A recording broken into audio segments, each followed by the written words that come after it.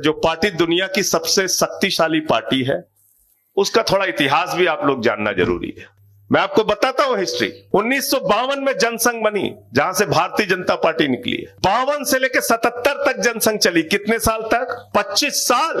25 साल पूरे देश में उनकी जमानतें जब्त होती रही। 25 साल तक जमानतें जब्त होती रही। और बाद में उन लोगों ने कहा, भैया अब हम अपनी पार्टी नहीं चला पाएंगे। जनसंघ को जनता पार्टी में विलय कर दिया।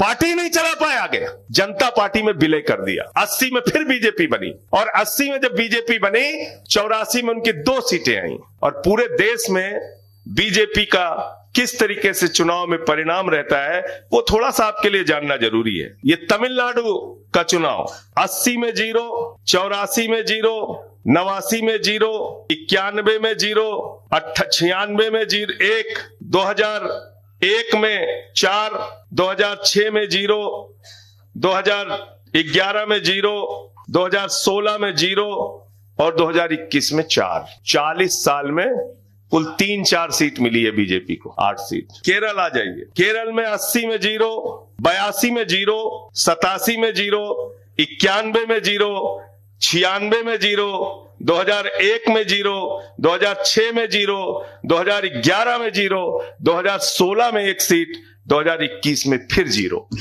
दुनिया की सबसे बड़ी पार्टी 40 साल तक गुजरात केरल में चुनाव लड़ती रही और उसको मात्र 1 सीट मिली। 1 सीट।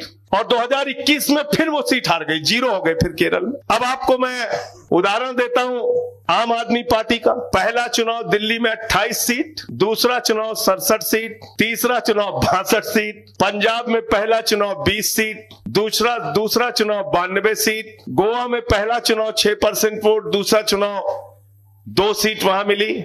गुजरात के अंदर पहला चुनाव 13% वोट, 5 सीट, और अगला चुनाव जो होगा गुजरात के अंदर इसी तरीके से प्रचंड बहुमत से आप लोग जीत के आएंगे। मैं ईश्वर से प्रार्थना भी इस बात के लिए कर रहा हूं और आप सबसे निवेदन भी कर रहा हूं।